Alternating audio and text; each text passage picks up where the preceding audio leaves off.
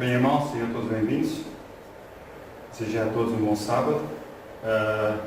Para iniciar o culto, este dia de sábado, vou pedir a que todos os irmãos possam colocar em pé, em reverência, enquanto eu aqui vou-me ajoelhar e pedir a Deus a bênção e a sua orientação para o culto.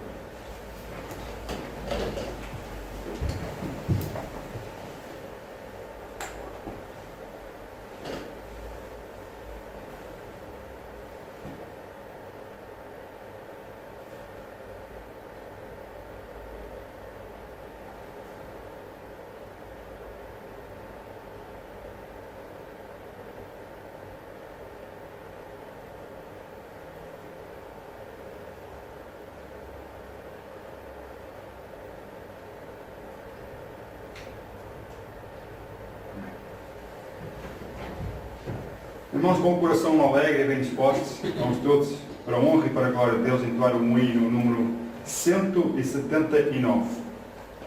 179.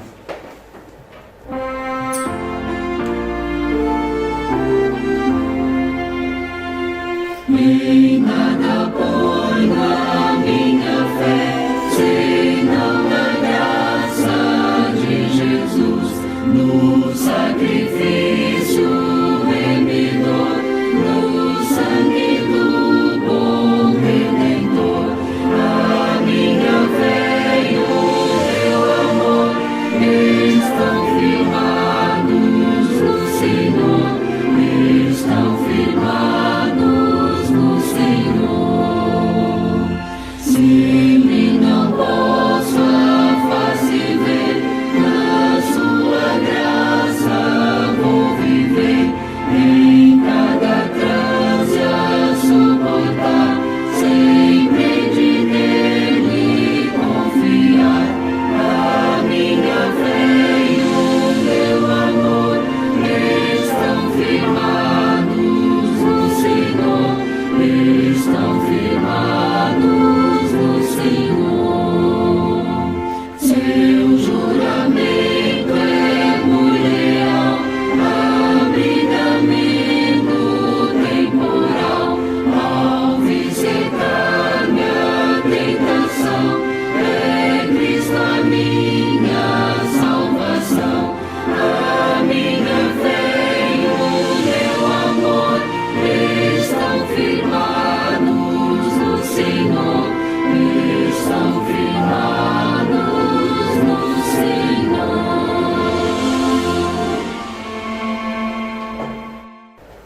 Bem, irmãos, para iniciar então este culto, vamos abrir a nossa Bíblia, a Palavra de Deus, em 1 João, no capítulo 5, e vamos ler o versículo 4 e o versículo 5.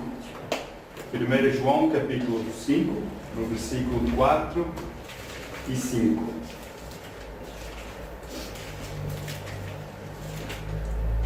Porque todo o que é nascido de Deus vence o mundo. E esta é a vitória que vence o mundo, a nossa fé. Amém. Quem é que vence o mundo, senão aquele que crê que Jesus é o Filho de Deus? São com este versículo em mente, vou pedir aos irmãos que se ajoelhem, os que puderem, os que não puderem, que se mantenham em pé, em sinal de referência. Eu vou pedir à irmã Luísa que nos possa dirigir em oração, pedindo a Deus a sua presença para este estudo. Senhor, nosso Deus, nosso bom Pai, que habitas nos mais altos céus, ó Senhor do Universo, te seja dada toda a honra e glória. Amém. Pai Santo e Pai Justo que estás no céu, obrigado por estarmos aqui neste bom lugar à parte, para te podermos honrar e louvar e bendizer. Santo Deus que estás no céu, te peço, ó Senhor, que transformes os nossos corações para que, Senhor, sejamos livres de todo o pecado, Senhor. Amém.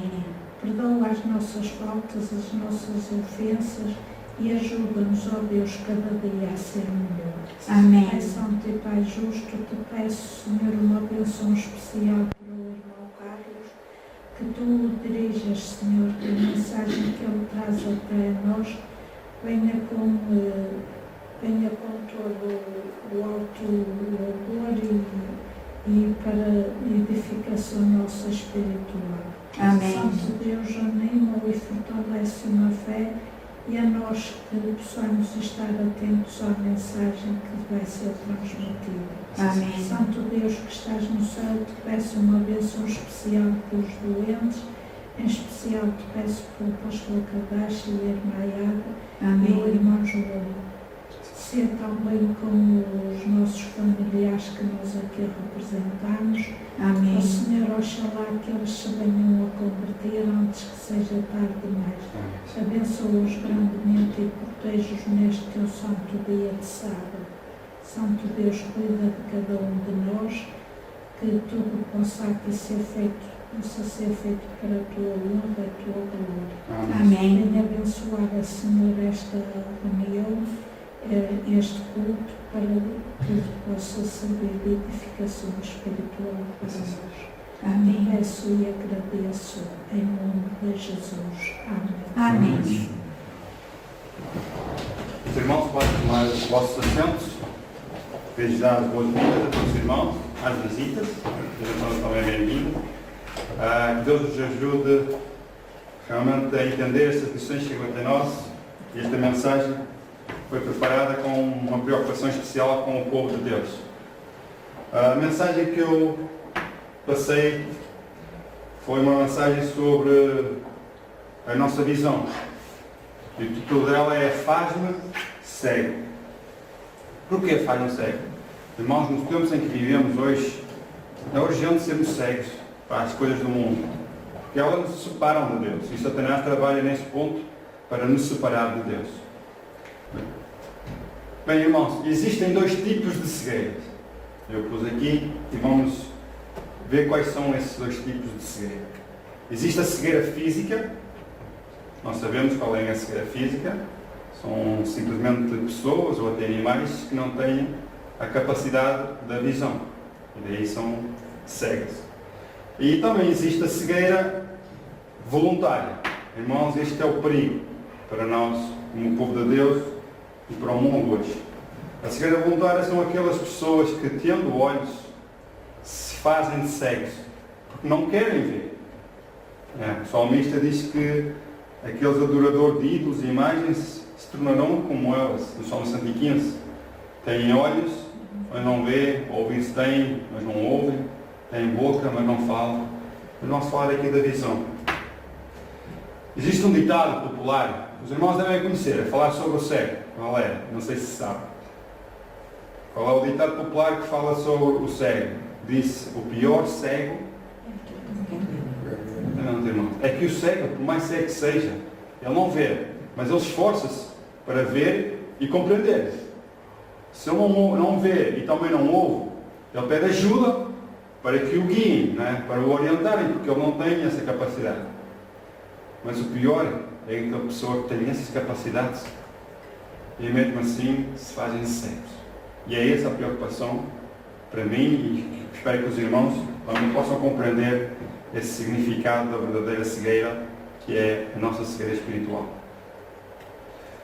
Eu fui ao dicionário, tive o cuidado de pesquisar mais sobre a palavra cegueira. E existem 3 tópicos sobre a cegueira. E eu vou passar aos irmãos que a primeira é a privação da vista. Realmente isto é verdadeira cegueira, privação da vista.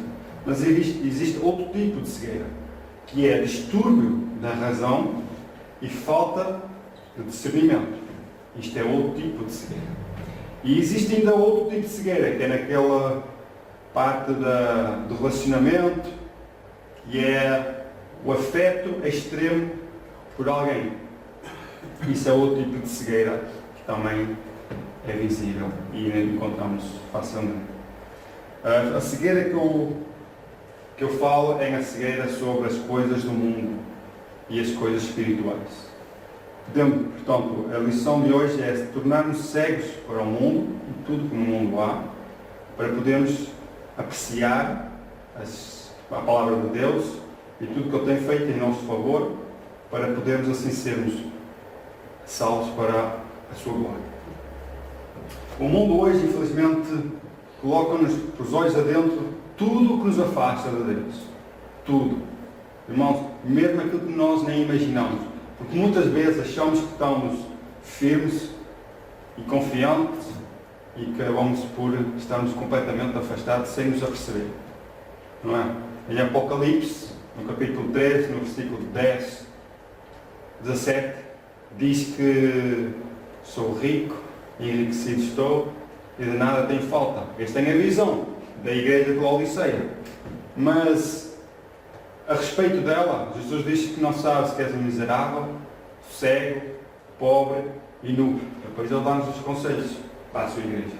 Irmãos, este mundo, sabemos que ele vai de mal para pior. E Satanás está especialmente atento ao povo de Deus para desviar o povo dos tempos em que estamos a viver. E hoje o afastamento de Deus é de tal maneira que nós estamos a atingir o limite dos dias antes do dilúvio e dos dias de Sodoma e Gomorra. E o que é que aconteceu no tempo de Noé? O mundo foi destruído pelo dilúvio. E o que é que aconteceu à cidade de Sodoma e Gomorra? Foi destruída com fogo e enxofre. O juízo de Deus veio sobre essa cidade ímpia e pecadora. Não estamos muito longe desses dias, nesses nossos dias, em que Deus irá fazer juízo a todos que se afastam e transgridem as leis de Deus. Irmãos, eu vou transmitir aqui 3 notícias, tem cerca de 2 semanas. Essas notícias deixaram-me confuso. Deixaram fora de mim, irmãos. Eu não consigo chegar ao ponto de saber porque é que o homem consegue fazer isso. E qual é o objetivo disto? Essas notícias, não sei se os irmãos já repararam, diz assim: robô que faz sexo com humanos pode chegar ao mercado em 2017. Irmãos, eu fiquei assim, mas por que isto? Não sei se os irmãos conseguem ler, eu vou tentar ler. Você teria um namorado robô? É uma pergunta. 2017 será o ano que os humanos farão sexo com robôs, afirma especialistas. Mais abaixo diz assim: o termo sexbot, designado robôs feitos para serem parceiros sexuais humanos, a qual aparecem em filmes e ficção científicas, recentes como Ex Machina e a série Westworld. Bem, isto aqui já é possível em filmes e em séries. Já é possível relacionamentos entre robôs e humanos. Diz mais: contudo, alguns especialistas pensam que os sexbots não fazem parte apenas da ficção científica.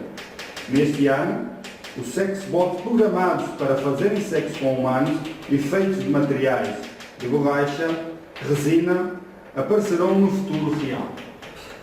Irmão, aparecerão no futuro real. Isto é que é o ponto. Diz mais ainda: sexo com robôs em 2017. Isto continua, está ali em cima: sexo com robôs em 2017. Diz assim: junto ao nascimento da primeira edição de Sexbot, o sexo com robôs se tornará realidade em 2017. Disse a especialista em inteligência artificial, Dra. Kate Delman, na conferência sobre amor e sexo com robôs. Continuando.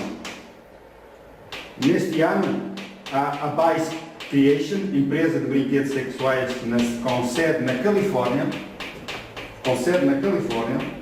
irá vender um sexbot capaz de conversar e mover-se com um humano.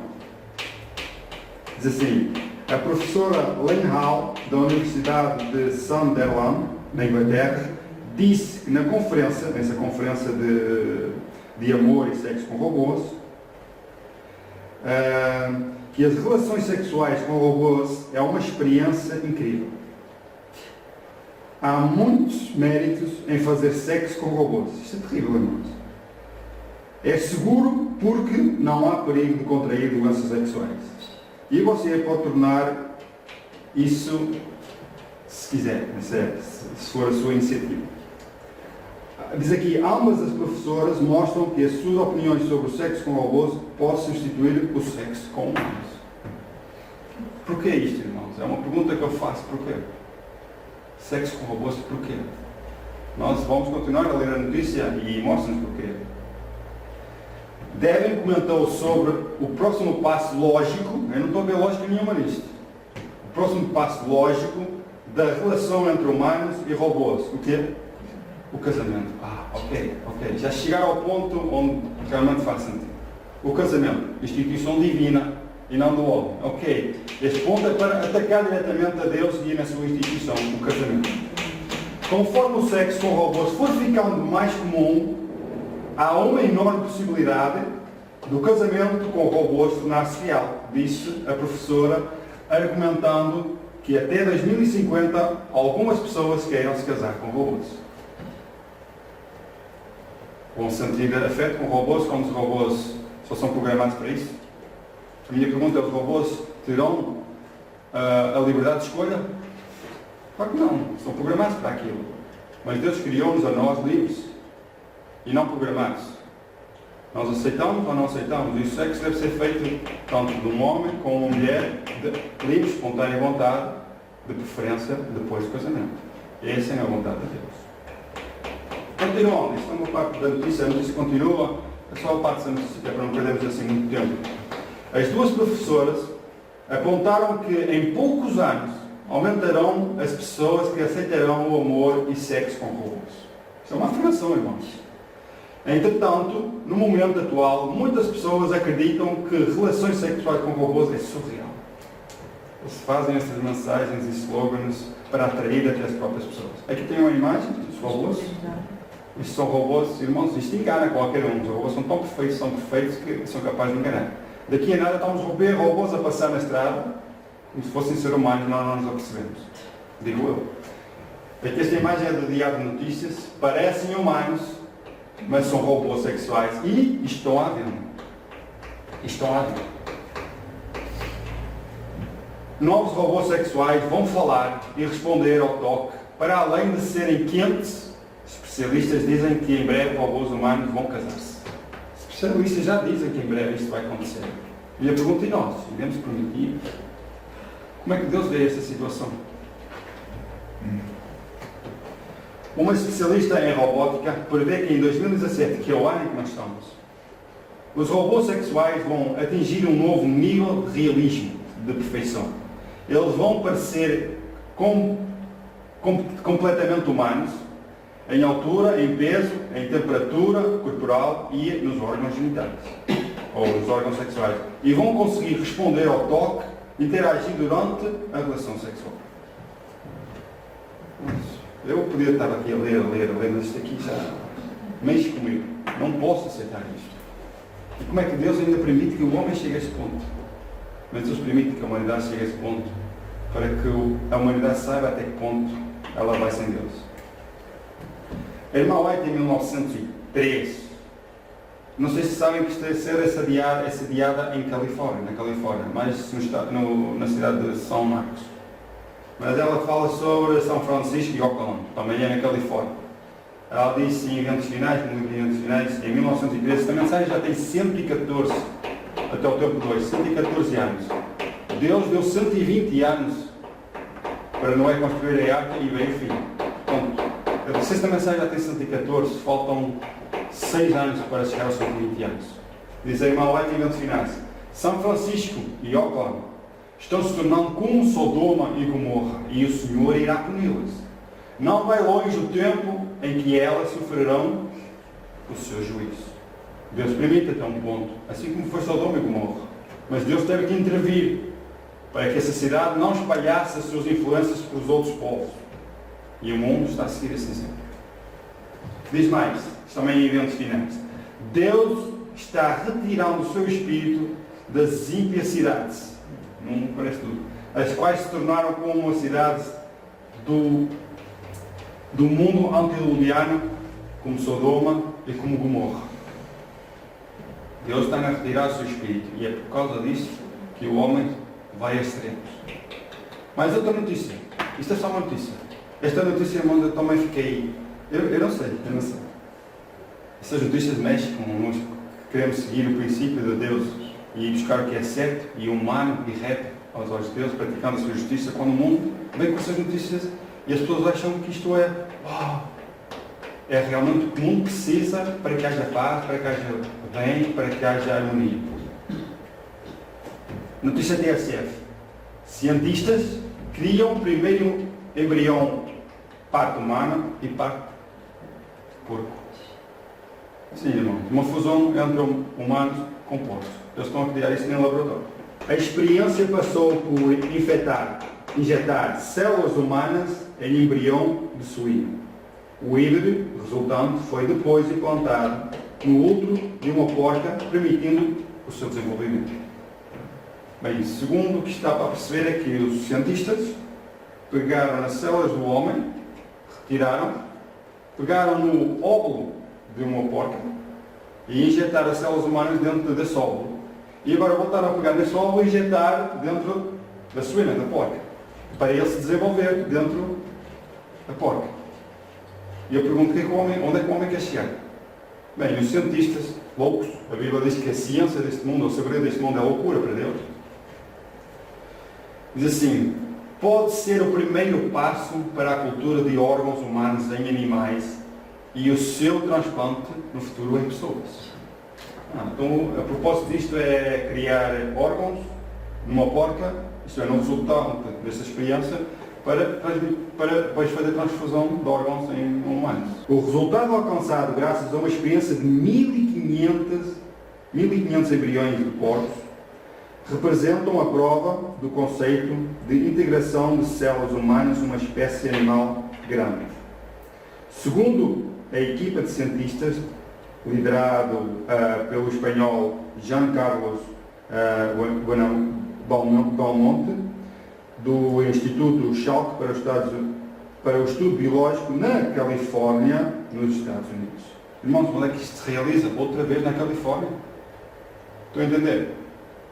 Este estudo, esta experiência é realizada na Califórnia. Assim como aquelas notícias que nós vimos atrás sobre os bonecos sexuais, também sediados na Califórnia. Ellen White diz que São Francisco e Oakland estão-se a tornar como Sodoma e Gomorra. E a pergunta isto é o quê? Não vai muito longe, não. Cientistas do Instituto Salk para os Estudos Biológicos na Califórnia conseguiram fazer crescer células humanas em embriões de porcos. A técnica prova a possibilidade de um organismo gerar um órgão composto de outra espécie, o que pode ser o primeiro passo para a cultura de órgãos humanos em animais e posterior transplante em pessoas. E a última notícia. Pronto, se é uma última notícia, os irmãos estão... Quem ouve as notícias sabe que isto promete mudar o mundo. Fala sobre o Presidente dos Estados Unidos, Donald Trump. Diz que Trump assina e o mundo tem.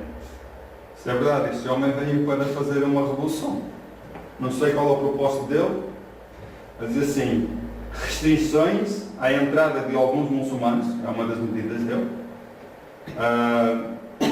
Ordem para construir um muro e 2 oleodutos e o princípio do fim do programa Obamacare e os jornalistas como oposição. É que até a liberdade dos jornalistas em publicar alguma coisa ou falar qualquer coisa tem que ter limites. Este homem está a trazer mudanças que irá mudar os Estados Unidos. Depois tem aqui o resto das notícias. Diz, o slogan, no título diz: Donald Trump diz que estão a agir com rapidez e inteligência e que promete manter o ritmo. Este homem veio para mudar isto, para mudar. Diz, em pouco mais de uma semana o presidente norte-americano puxou pela caneta para assinar mais de uma dezena de decretos. Em uma semana. Pronto, e para aí fora os irmãos vão acompanhando essas notícias para ver que realmente o mundo está aí com um limite sem precedentes. Em Mateus capítulo 24 fala lá em reino contra reino, nação contra nação, se levantará tudo isto, haverá pestes, né? E terremotos, e todas essas coisas são simplesmente o princípio das coisas, das dores de parto. Irmãos, o propósito desse estudo é nós desligarmos completamente do mundo, que ele vai de mal para pior e o juízo de Deus vão cair sobre o mundo. Deus tenha misericórdia que nos ajuda a preservar o que é certo, o que é justo, a chamar à luz de luz e às trevas de trevas. Porque virá um tempo em que o homem não poderá distinguir entre o bem e o mal, entre a luz e as trevas, entre o doce e o amargo. E o problema, irmãos, que me preocupa é a geração futura. Sabem porquê? Nós estamos a ver este procedimento a acontecer, mas a geração que vai nascer neste tempo, elas já nascem com isto já tudo feito. E vão achar que isto tudo é normal. E a verdade, está tudo a tornar-se normal, mas não natural. Então elas não vão conseguir distinguir. Nós estamos a passar pela era da tecnologia, onde não tínhamos computadores, não tínhamos telemóveis, não tínhamos internet, hoje já temos tudo. Portanto, as crianças já nascem nesse ambiente, elas não sabem o que é brincar nas ruas. Estão a entender? Elas têm tudo à mão. Qual é o futuro da igreja nesses tempos? É que o mundo vai se refletir também na igreja, porque nós somos do mundo, mas não devemos ser do mundo. E quando viemos para a igreja e trazemos isto tudo como se fosse normal, como é que será a espiritualidade da igreja? Que Deus realmente nos ajude a olhar aquilo que edifica, aquilo que é novo.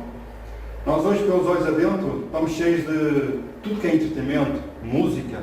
Na televisão temos filmes, séries, entretenimento, desporto. Nós procuramos nesta vida o lucro, compramos as nossas coisas, a tecnologia começa a entrar pelos nossos olhos adentro começam a entrar pelas redes sociais e acabamos por não ter tempo para Deus. Sabem, isso é trabalho de Satanás. Nós vamos já ver no Espírito de Profecia sobre isso. Vamos abrir a Bíblia então em 1 João. É só voltar atrás. O versículo de introdução foi o capítulo 5. Vamos voltar atrás ao capítulo 2, no versículo 15 e 17. O 17 vamos deixar um bocadinho mais para a frente. Não ameis o mundo, nem o que há no mundo. Se alguém ama o mundo, o amor do Pai não está nele. Pois tudo o que há no mundo, a concupiscência da carne, a concupiscência dos olhos e a soberba da vida, não é do Pai, mas do mundo. Obrigado, meu cachorro. Não devemos amar o que há no mundo. Porque se amamos as coisas do mundo, se o mundo ainda nos atrai a nossa atenção, o amor do Pai não está em nós. Diz, é o que diz aqui os versículos. E diz que a concupiscência que há no mundo, tudo isto não vem do Pai, mas vem do mundo. E quem trabalha neste mundo é o maligno. Porque está escrito que o mundo jaz no maligno. O versículo 17. O mundo passa e as suas concupiscências, mas aquele que faz a vontade de Deus permanece para sempre. Realmente sejamos nós a sermos esses fiéis, que nos afastemos realmente das coisas do mundo para nos ligarmos às coisas de Deus. A nossa atenção como filhos de Deus é na palavra de Deus e não para o mundo. Sabemos que Satanás fará de tudo para desviar a mente do que é certo, do que é nobre, que realmente tem a vontade de Deus, de conhecer o verdadeiro Deus e o grande sacrifício foi feito em meu favor, em favor dos irmãos. Em 1 Escritos, na página 43, fala no tempo de selamento, diz que Satanás está agora, já naquele tempo, usando cada artifício neste tempo de selamento, a fim de desviar a mente do povo de Deus da verdade presente e levá-los a vacilar no futuro. Ele está, já desde aquele tempo, constantemente a inventar todo o tipo de artifício para ocupar a mente do povo, para não se firmar na verdade. Continuamos. Testemunhos para a Igreja no volume 1, página 53, capítulo 90. O amor do mundo separa de Deus. Isto é certo. Se alguém ama o mundo, o amor do Pai não está nele. Nós lemos em 1 João. Agora, tomem atenção a esta palavra. É impossível. Ouçam esta palavra. É impossível. Alguém entender? É impossível. Diz, o mundo se impõe entre eles e Deus, obscurecendo a visão e amortecendo a sensibilidade, de tal maneira que é, outra vez, impossível discernir as coisas sagradas. Irmãos, mais que nós vamos a estes homens que criaram estas coisas e falarmos que o perigo que isto pode trazer para o futuro, eles não vão conseguir entender. Porque a mente deles está focada. E qualquer irmão que se diz cristão, que também tem as suas afeições no mundo, também não consegue entender essas verdades. Está escrito, é impossível. Continuando, ainda no mesmo livro, Testemunhos para a Igreja no volume 1, diz: a concupiscência do mundo está a destruir a verdadeira piedade. O amor ao mundo e às coisas que há no mundo está a causar o quê? Separação do Pai. Vamos ver para quem é que realmente é esta mensagem. A paixão pelo lucro mundano está a aumentar entre os que professam estar a aguardar o breve aparecimento do nosso Salvador. Isto não é para o mundo, irmãos, esta mensagem. Isto é para aqueles que estão a aguardar a volta de Cristo. Eles sabem que Cristo vai voltar, mas só que o amor deles está no lucro mundano. Diz mais: a concupiscência da carne e a concupiscência dos olhos e a soberba da vida estão a controlar até mesmo os professos cristãos. Está a controlar. Diz que esses estão a buscar as coisas do mundo com gananciosa cobiça. E olhem aqui esta última linha. E muitos trocarão a vida eterna por lucro não santificado. É possível trocar a vida eterna, irmãos, por algo que não é santificado, algo que passa. A vida eterna é eterna, é para sempre. Agora estes prazeres, estas afeições, são coisas que passam, nada duram. A moda está sempre a passar. As pessoas nunca estão bem com o que têm, querem sempre mais e mais, nunca estão satisfeitos. Mas a vida eterna é algo que nos satisfaz. A salvação é tudo que Deus fez por nós, para nós esforçarmos para ela. Continuando. Testemunhos para a Igreja, agora no volume 5. Foi a irmã White, ela escreveu: atenção ao povo de Deus, já naquele tempo, atenção. Enche-me de tristeza quando penso em nossa condição como um povo. O Senhor não nos encerrou o céu, mas nosso próprio procedimento de constante apostasia nos irá separar de Deus? Não, nos separou. Irmãos, quando ela diz nos separou, o povo devia tremer. Porque quando se está separado de Deus, irmãos, estamos ligados a quem? Ao diabo, não há outra. Satanás é quem controla. E diz que o orgulho, a cobiça e o amor do mundo têm habitado no coração, sem temor de ser banidos ou condenados. Já não existe esse temor. E diz mais: pecados graves e presunçosos têm habitado entre nós, como um povo, dentro do povo do Advento. E mais interessante, e que me deixa realmente preocupado, é a condição desse povo. O que é que diz? E, no entanto, a opinião geral é que a Igreja está florescendo e que a paz e a prosperidade espiritual se encontram em todas as suas fronteiras. Essa é a condição da Igreja. A irmã White diz que Deus se separou por causa da nossa constante apostasia, e o povo diz: rico estou, enriquecido, de nada tenho falta. Mas não é esta a condição. Continuando, grande conflito na página 519. Satanás bem sabe que todos quanto ele puder levar a negligenciar a oração e o exame das Escrituras serão vencidos por seus ataques. Portanto, inventa todo o artifício possível para ocupar a mente. Irmãos, temos muita coisa que entra pelos nossos olhos adentro para nem ter tempo para a oração, nem para estudar a palavra de Deus. Inventa-se tudo o que possa desviar a mente do que é nobre e puro, e quase se atinge a linha divisória em que os habitantes da terra serão tão corruptos como os habitantes do mundo antes do dilúvio. Irmãos, isto preocupa-me. Se o mundo foi destruído por causa da corrupção, e agora estão a dizer que estamos no limite dessa separação, este mundo vai ser destruído. Não tarda muito. Porque já vemos esta corrupção à nossa volta. Já vemos esta corrupção e a apostasia dentro da Igreja. O desejo de excitação e aprazível entretenimento é uma tentação e uma cilada ao povo de Deus, atenção ao povo de Deus, e especialmente aos jovens. Aqui o inimigo, Satanás, está continuamente arranjando engodos com que desviar a mente da solene obra da preparação para as cenas que se acham no futuro próximo. Satanás sabe o que é que está no futuro próximo. Eles estão agora a desviar o povo de Deus para que não sejam aceitos no futuro. A mente natural tende ao prazer e à satisfação do próprio eu. É o método de Satanás encher a mente de desejo em torno dos divertimentos mundanos, de modo a não haver tempo para a pergunta. Conseguem ler qual é a pergunta? Mudai a minha alma. Isso significa que a mente está tão ocupada que nós não temos tempo para perguntar como é que eu estou espiritualmente. Como é que está a minha relação com Deus. Mas só que a igreja diz, está tudo bem. O povo diz, está tudo bem. Eu amo o mundo, está tudo bem. Eu não quero que Jesus venha agora. É essa a condição da igreja, porque tudo isto nos impede de ver a nossa condição espiritual. Continuamos. Isto foi escrito na revista Adventista Review and Herald, em 1888. Devemos meditar aonde? Nas Escrituras. Pensar sóbria e sinceramente nas coisas que pertencem à nossa salvação eterna.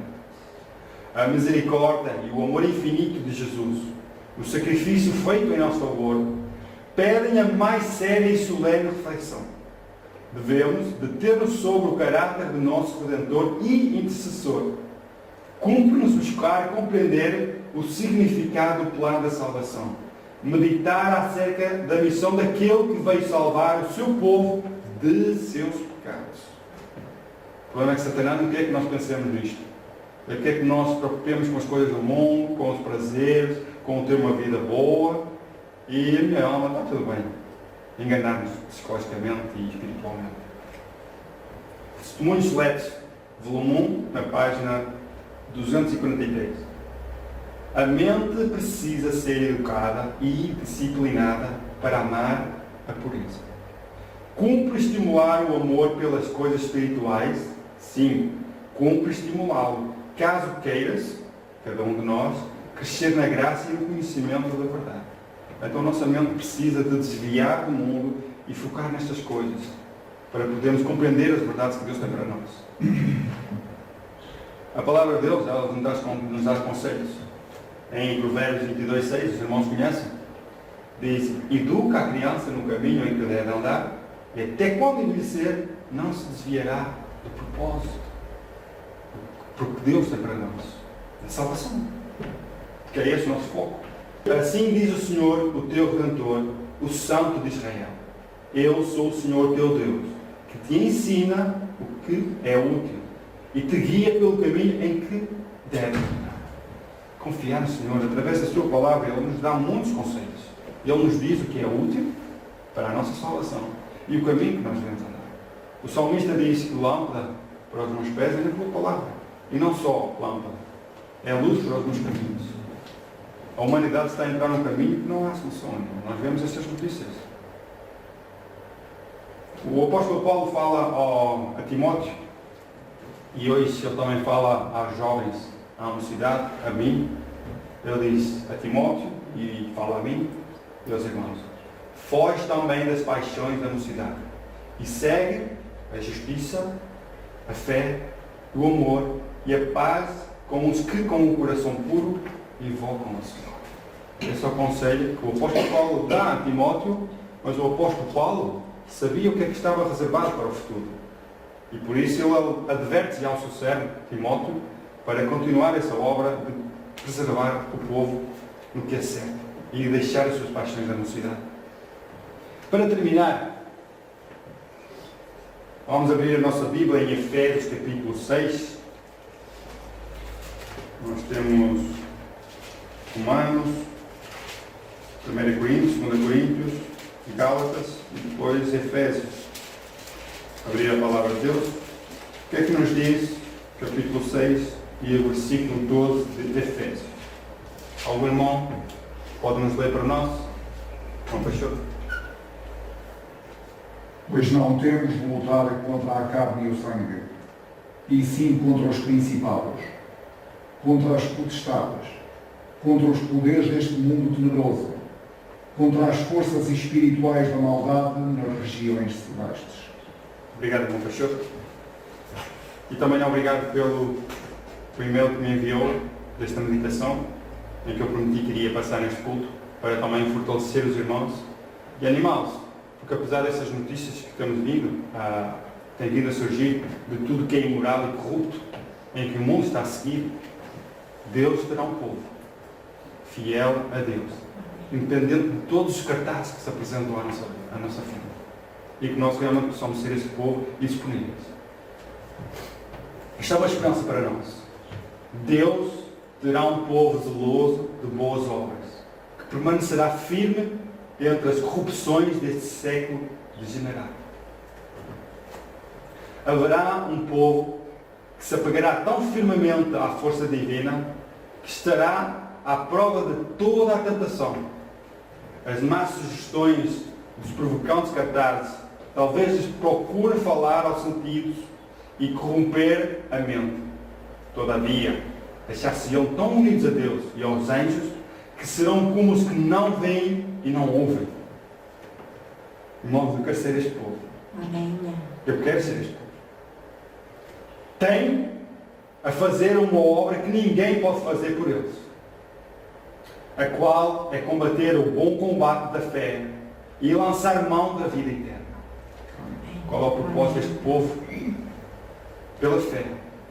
Viver neste mundo degenerado, neste século em que vivemos, corrupto, imoral, e estarmos unicamente concentrados na vida eterna, na nossa salvação. Olhar a tudo que Jesus fez por nós e ainda faz, para que possamos ser cegos para este mundo. Amém. E tornarmos a ser livres e olhar para aquele que fez tudo por nós para nos salvar. Que Deus nos abençoe e nos ajude a permanecer firmes e fiéis a Ele.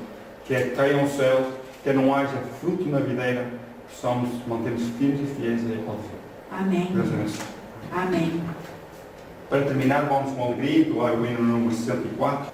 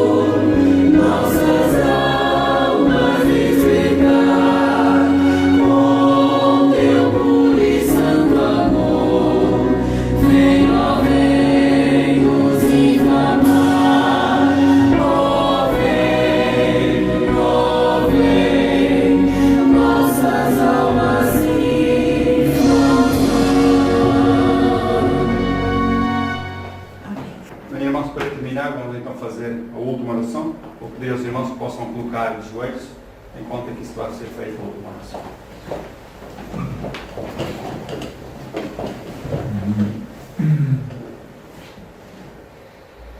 Nosso Pai, Criador dos céus e da terra, a Ti te rendemos honra e glória. Amém. Por tudo o que nos tens feito e dado, Senhor. Por estas lições que chegam até nós. Por esta mensagem, Senhor, de despertamento do teu povo. Que nos despertes, Senhor, e que coloques a nossa visão em Cristo Jesus, que tudo fez por nós. Amém. E que nos ajude, Senhor, a desligarmos do mundo e de todas as suas tentações e que nos desperte, Senhor, para que possamos, ainda neste tempo da graça, aceitar a salvação que nos concedes a qualquer Amém. um. Ajuda-nos a confiar nos méritos de Cristo e a negar o eu. E que possamos, Senhor, sentir o desejo no nosso coração pelas coisas espirituais e não pelas coisas mundanas. Amém. Sabemos que o mundo caminha a passos largos para a destruição. E que essas notícias, Senhor, não nos tire o foco de Cristo. Amém. Mas que, acima de tudo, nos fortaleça e nos firme mais na verdade, na Tua lei e sermos obedientes em tudo, Senhor. Amém. Ajuda-nos a ser transformados e que possamos refletir a imagem de Cristo onde quer que estejamos. Amém. Desperta o Teu povo aqui presente, Senhor. E Amém. que todos eles possam tomar um compromisso contigo. Que possam viver pela que é justo e que é reto. Assim Amém. glorificando e honrando o Teu nome. E que o mundo, Senhor, possa ver em nós estas boas obras e, acima de tudo, exaltar, honrar e glorificar o Teu nome.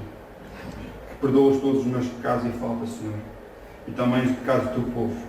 E que nos dê, Senhor, a Tua graça e a Tua bênção. E que possamos, Senhor, sermos aceitos no Teu trono da glória. E que possamos estar em pé quando Tu vieres nas nuvens dos céus e levar-nos para Ti.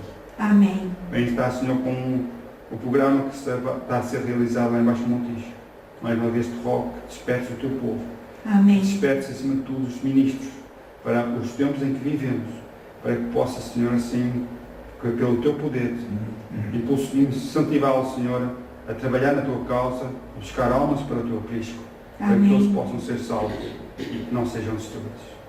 Dá-nos agora a Tua bênção neste dia de sábado, possamos ir para casa, protegidos pelos Teus santos anjos, e que possamos ainda neste dia de sábado não falar as nossas palavras, nem os nossos próprios pensamentos, e que possamos dar foco em Cristo e em todo o sacrifício que foi feito em nosso lugar.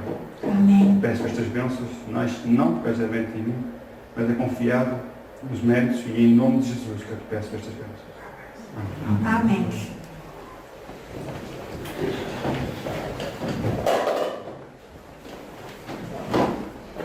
Antes de nos despedir, vou ler o versículo do livro de Números, no capítulo 6, que é a bênção que Deus deu ao seu povo através dos sacerdotes.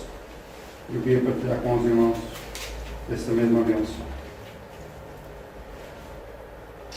E falou o Senhor a Moisés, dizendo: Fala a Arão e aos seus filhos, dizendo: Assim abençoareis os filhos de Israel, dizendo-lhes: O Senhor te abençoe e te guarde. O Senhor faça resplandecer o seu rosto sobre ti e tenha misericórdia de ti. O Senhor sobre ti levanta o seu rosto e te dê a paz.